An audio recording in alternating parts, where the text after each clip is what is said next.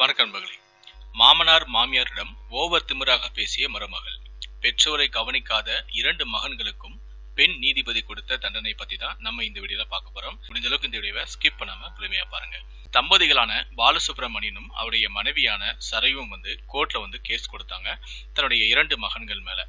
இந்த தம்பதிகளுக்கு 2 மகன்கள். மூத்தவன் பேரு சிவசு, 2வது மகன் பேர் குமரன். இவங்க 2 பேருக்குமே திருமணம் ஆயிருச்சு. சிவசு ஒரு சொந்தமாக வீடு வாங்கணும் அப்படின்னு சொல்லி அந்த பணத்துக்காக அலைஞ்சிட்டு இருந்தான். அப்போ அவருடைய தாயான சரையு என்ன சொன்னாங்கன்னா, தன்னுடைய கணவனான பாலசுப்ரமணியன் மகன் இந்த மாதிரி பணத்துக்காக அலைஞ்சிக்கிட்டு இருக்கான், மகன் என்ன வீண் செலவா செய்ய போறான், இந்த மாதிரி பணத்துக்காக அவன் அலையிறத பார்க்கும்போது என்னால தாங்க முடியலங்க, நம்ம கிட்ட இருக்க பணத்தை தூக்கி அவனை கொடுத்துருங்க, கையில வெண்ணெயை வச்சுக்கிட்டு எதுக்கு நம்ம அலையணும் அப்படிங்கிற மாதிரி சரையு பாலசுப்ரமணியன் கிட்ட சொல்றான்.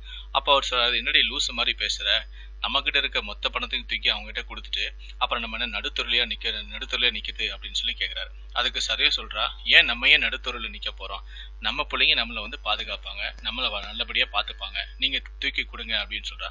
ஆனா இருந்தாலும் பாலசுப்ரமணியனுக்கு மனசு கேட்கவே இல்லை. அதுக்கப்புறம் சரையு கணவனான பாலசுப்ரமணியன் கிட்ட சண்டை போடுறா. ஏன் நீங்க இப்படி பண்றீங்க அப்படி இப்படின்னு அழுது தொழுது இந்த மாதிரி கண்ணீர் வடிச்சு இந்த மாதிரி எப்படியாவது கொடுக்க வச்சிட்டா. அதுக்கப்புறம் வேற வழியே இல்லாம சரி என்ன செய்யறது அப்படின்னு சொல்லிட்டு பாலசுப்ரமணியனும் மறுநாள் பேங்க்ல போயிட்டு 6 லட்சம் ரூபாயை வள்ளிசையா அவன் பேங்க்ல இருந்த மொத்த பணத்தையும் மொத்தமா தொடச்சி எடுத்துட்டு மகனான சிவசு கையில கொடுக்குறாரு. இந்த மாதிரி 6 லட்சம் ரூபாயை கொடுத்த உடனே மூத்த மகனான சிவசுவும் அவருடைய மருமகனும் கண்ணீர் மல்க இந்த 2 பேருடைய காலையும் விழுறாங்க. மூத்த மகனான சிவசுவும் அம்மா அம்மா அப்படிங்கிறான், அத்தைன்னு அந்த மருமகள் விஜயும் 2 பேருமே அந்த தம்பதிகளை தாங்கி பிடிக்கிறாங்க. இதனால அந்த உச்சி குடுந்து போன சரசு பாத்தீங்களாங்க, நம்ம பையன் நம்ம நடுத்தர விட்டுறான்னு சொன்னீங்களேங்க பாத்தீங்களா அப்படின்னு சொல்றான். இருடி போரு கொஞ்ச நாள் ஆகட்டும் அப்படின்னு சொல்லி பாலசுப்ரமணியன் சொல்றான். அதுக்கப்புறம் இவங்க நினைச்ச மாதிரி வீடும் வாங்கிட்டாங்க. வீடு வாங்கின உடனே வீட்டுக்கு வாசல் புற இருக்கக்கூடிய அந்த ரூம்ல நீங்க 2 பேருமே தங்கிக்கோமா, இனி இந்த 2மே உங்களுடைய ரூம் தான் அப்படின்னு சொல்லிட்டு சிவசு சொன்னான்.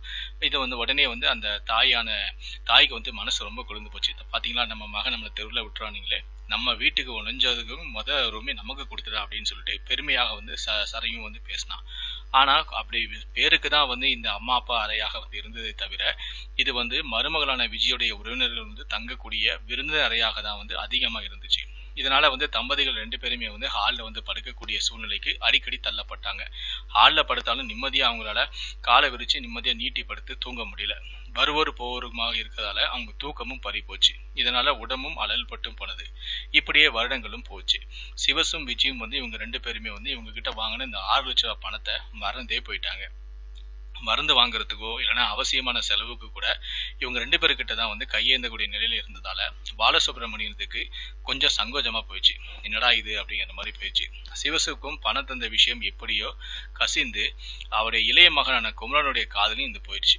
உடனே குமரன் என்ன பண்ணா, அவருடைய மனைவியை அழைச்சிட்டு நேரா சிவசுடைய வீட்டுக்கு வந்துட்டு அந்த பணத்துக்கு நானும் உரிமைக்காரன் தானே, நானும் உங்களுக்கு தானே பிறந்தேன் அப்படின்னு சொல்லி அந்த வீட்டை சண்டை போட ஆரம்பிச்சான். அப்ப சண்டை முத்தி போய் கடைசியில குமரோட மனைவி என்ன சொல்லிட்டாங்கன்னா, மாமியாரை பார்த்து, நீங்க பணத்தோட வந்தா என் வீட்டு கதவு உங்களுக்காக திறந்திருக்கும், இல்லைன்னா வந்துடாதீங்க அப்படின்னு சொல்லிட்டு பச்சையாவே சொல்லிட்டு போயிட்டா.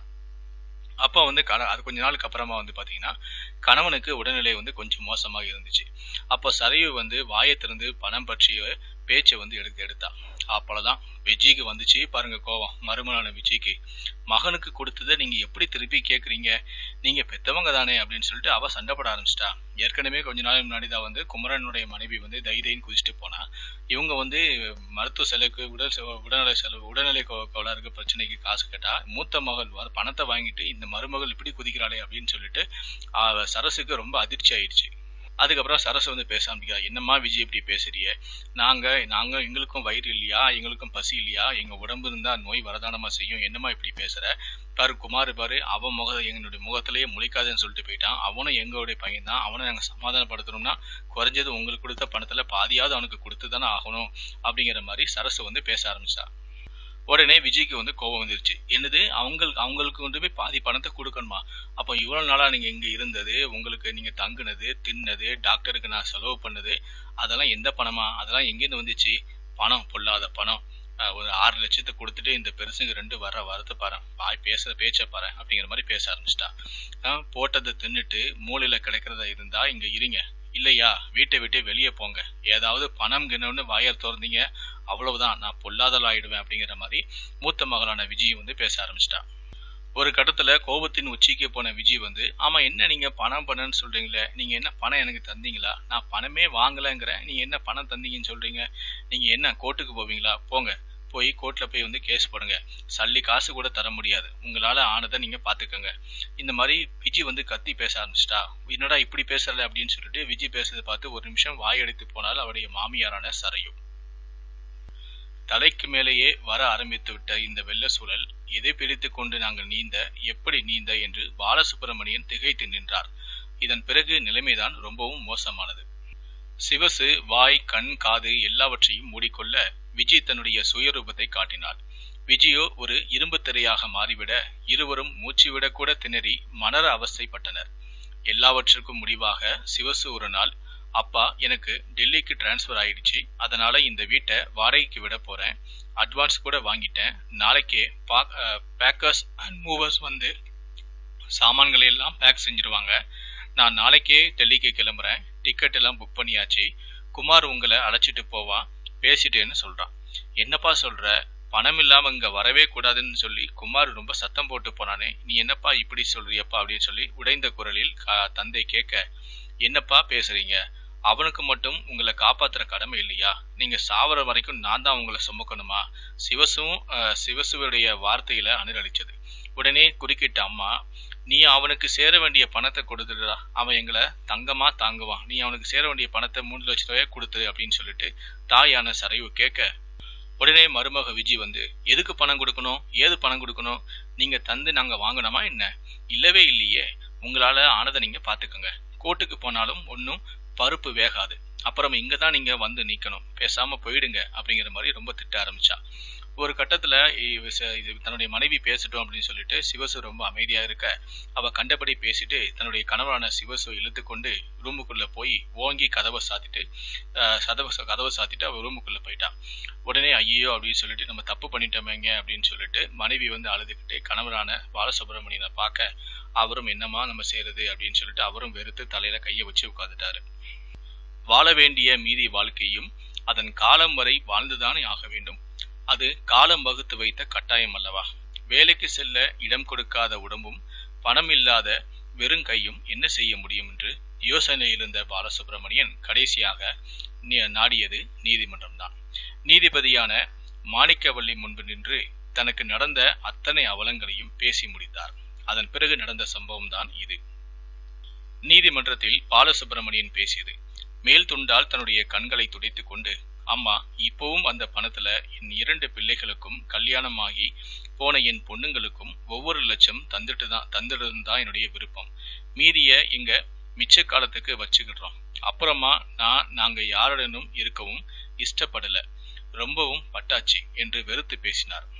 நெய்பந்தமும் மகன் கைக்கொல்லியும் வேண்டாமா, மின்சார தகனமே எங்களுக்கு போதும், என் மகன் எனக்கு கொல்லி போட 2 மகனும் எனக்கு கொல்லி போடணும் அவசியமே இல்லை, என் உடம்ப மின்சார இதுல வச்சு என்னை சுடுகாடுல வச்சு என்னை எரிச்சிருங்க, ஏற்கனவே நெஞ்சில சொருகுன அந்த கொல்லி இன்னமும் நெஞ்சுக்குள்ள எரிஞ்சுக்கிட்டே தான் இருக்கு, அதனால வேண்டாம், இனியாவது கடைசி காலத்தை நிம்மதியா நான் கழிக்கணும்னு ஆசைப்படுறேமா, என் மருமக விஜய் சொன்ன வார்த்தையால தான் நான் இன்னைக்கு கோர்ட்டுக்கே வந்திருக்கேன் அப்படின்னு சொல்லி அவர் பேச ஆரம்பிச்சார். கோர்ட்டுப்படியை ஏறணும் அப்படின்னு எனக்கு தோண வச்சதே என்னுடைய மருமகளான விஜய் தான், அவதாமா கோர்ட்டுக்கு போவீங்களான்னு சொல்லிட்டே இருந்தா, போனாதான் என்ன அப்படின்னு சொல்லி தோணுச்சு, அதான் நான் கோர்ட்டுப்படியே ஏறிட்டேன் அப்படின்னு சொல்லி பாலசுப்ரமணியன் கண்கலங்கி பேசினாரு. சிவசுடைய முகம் விஜய் முகத்தை பார்த்து, நமக்கு இது தேவைதானா, அப்படி உனக்கு இது தேவைதானா, தேவையில்லாம கோர்ட்டுக்கு போவீங்களான்னு சொல்லி பாரு, என் அப்பா இப்ப கோர்ட்டுக்கே வந்துட்டாரு அப்படின்னு சொல்லி தன்னுடைய மனைவியான விஜயுடைய முகத்தை பார்த்தான். விஜயுடைய முகத்தில் எள்ளும் கொள்ளும் வெடித்தது. இருவருமே பாலசுப்ரமணியம் கோர்ட்டுக்கு போவார் என்று எதிர்பார்க்கவில்லை. எனவே கோர்ட் குமாரையும் வரவழைத்தது. அவனும் குடும்பத்துடன் வந்திருந்தான். அவன் முகத்தில் ஒரு குரூர திருப்தி நிலவியது. அலட்சியமாக பார்த்து கொண்டு நின்றான். சுற்றிலும் பார்வையை ஓடவிட நீதிபதியான மாணிக்கவல்லி கண்ணாடியை சரி செய்து கொண்டு கணீர் என்று குரலில் ஆரம்பித்தார். இந்த நீதிமன்றம் இதுவரை எத்தனையோ வழக்குகளை சந்தித்திருக்கிறது. முதல் முறையாக ஒரு பெற்றோர் தங்களுடைய வாழ்வாதாரத்தை பெற்ற பிள்ளையிடமே கையேந்தி பெறுவதற்காக இந்த மன்றத்தை நாடியுள்ளதை வருத்தத்துடன் கவனிக்கிறது. தந்தையிடமிருந்து அவருடைய உழைப்பூதியத்தை தன் தேவைக்காக வாங்கி கொண்டு திருப்பி தர மறுத்ததுடன் பெற்றோர் என்றும் எண்ணாமல் உதாசீனப்படுத்தி மனவேதனைக்கு ஆளாக்கியிருக்கிறார்கள். சிவசும் அவருடைய மனைவியான விஜயும் சகோதரன் வரமாட்டான் என்று தெரிந்தும் சுயநலமாக சிந்தித்து அவர்களை நடுத்தருவில் விட்டுவிட்டு ஊருக்கு போக நினைத்த அந்த இருவரின் செயலை மன்னிக்க முடியாத குற்றமாக இந்த கோர்ட் நினைக்கிறது. அதே போல இளைய மகனான குமாரின் நடத்தையும் இந்த மன்றம் வன்மையாக கண்டிக்கிறது. பணம் தரவில்லை என்ற ஒரே காரணத்துக்காக அவர்களை பற்றி எந்த கவலையும் படாமல் விட்டேரியாக இருந்த இருவரையும் கூட குற்றமிழைத்தவர்களாகவே இந்த மன்றம் கருதுகிறது. பெற்றவர்களின் மன உளைச்சலை இரு பிள்ளைகளுமே அதிகப்படுத்தி இருக்கிறார்கள். எனவே சிவசு தன் தந்தையிடம் வாங்கிய 6 லட்சத்திற்கு இன்றைய தேதி வரையில் அதற்கான வட்டி தொகையுடன் திருப்பி தர வேண்டுமாய் இந்த நீதிமன்றம் உத்தரவிடுகிறது. 90 நாட்கள் அவகாசமும் தருகிறது. இந்த 90 நாட்களும் பெற்றோரை தன் பொறுப்பில் வைத்து பராமரிக்கும்படியும் குமாருக்கு இந்த மன்றம் ஆணையிடுகிறது. அதாவது குமார் தனி வீடு பார்த்து குடியமர்த்தி அவர்களுக்கான எல்லா செலவுகளையும் வாடகை, சாப்பாடு, மருந்து என்று அனைத்து செலவுகளையும் ஏற்றுக்கொண்டு அவர்களுடைய கை செலவுக்காக மாதம் 4000 ரூபாய் தர வேண்டும் என்றும் இந்த கோர்ட் தீர்ப்பளிக்கிறது. குடும்ப கௌரவம் என்றும் சடங்கு சம்பிரதாயம் என்றும் குழம்பாமல் வாழும் நாட்களை நிம்மதியாக வாழ சட்டத்தின் துணையை நாடி சரியாக முடிவெடுத்த பெரியவரான பாலசுப்பிரமணியத்தை இந்த மன்றம் பாராட்டுகிறது. இந்த வழக்கு இனிவரும் காலங்களிலும் ஒரு பாடமாக இருக்கும் என்று இந்த நீதிமன்றம் நினைக்கிறது என்ற தீர்ப்பை வாசித்து முடித்தார் நீதிபதியான மாணிக்கவல்லி. சிவசுவும் விஜயும் தவிப்புடன் நிற்க, குமாரும் அவன் மனைவியும் திகைப்புடன் ஒருவரை ஒருவர் பார்த்து கொள்ள, சரையும் பாலசுப்பிரமணியும் மகிழ்ச்சி பொங்க கண்ணீர் மல்க கை கூப்பி நன்றி தெரிவித்தனர். அனைத்து முதியோர்களுக்கும் இது ஒரு வாழ்க்கை பாடம். இந்த வீடியோவை பற்றிய உங்களுடைய கருத்துக்கள் என்ன அப்படிங்கிறத கீழே இருக்கக்கூடிய கமெண்ட் செக்ஷன்ல மறக்காம சொல்லுங்க. நன்றி, வணக்கம்.